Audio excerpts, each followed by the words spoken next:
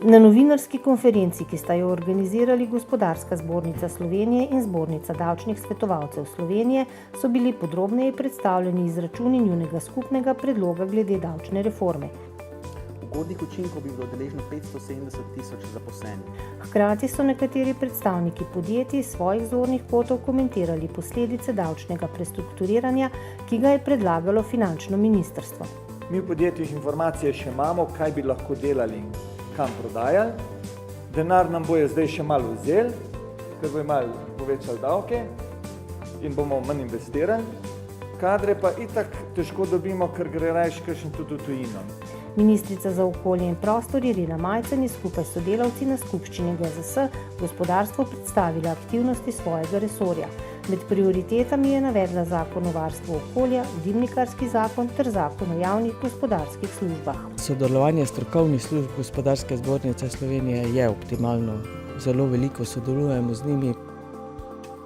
Konferenca z naslovom Evropski patent z enotnim učinkom, priložnost ali izziv je bila namenjena razpravi o izzivih in priložnostih, ki jih državam Evropske unije prinaša Evropski patent z enotnim učinkom in s tem povezano enotno patentno sodišče. Večinski efekti učinki bodo pozitivni. Ja? To bo in tako z čistega pravno-ekonomskega stališča teorije, tako kot ekonomija obnašanja, kot ekonometrične analize.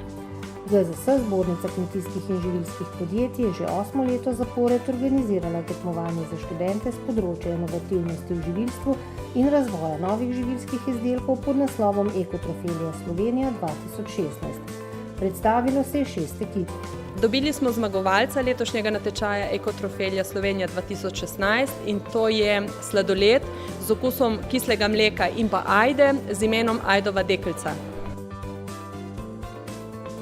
Ob obisku delegacije vodilnih članov združenja Egyptian Council for Sustainable Development je v sodelovanju z Ministrstvom za gospodarski razvoj in tehnologijo ter javno agencijo Spirit Slovenija GZS, Center za mednarodno poslovanje, organiziral slovensko-egiptovski poslovni forum z individualnimi poslovnimi srečanji. Navajali so velike poslovne priložnosti v Egiptu, tako na področju okoljevarstvenih tehnologij, inženiringa, strojno-predelovalne industrije. Predstavniki egiptovskih podjetij vidijo priložnosti za sodelovanje s slovenskim gospodarstvom, predvsem na področju strojev in opreme za lesno-predelovalno industrijo, rudarstva, inženiringa, notranje opreme ter okoljevarstva.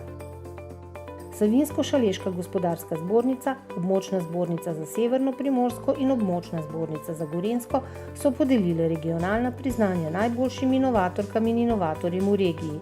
Najboljši se bodo septembra na dnevu inovativnosti potegovali za zlata nacionalna priznanja. Inovacija je ključ do uspeha in jaz se s tem strinjam in zagotovo vsi gospodarstveniki.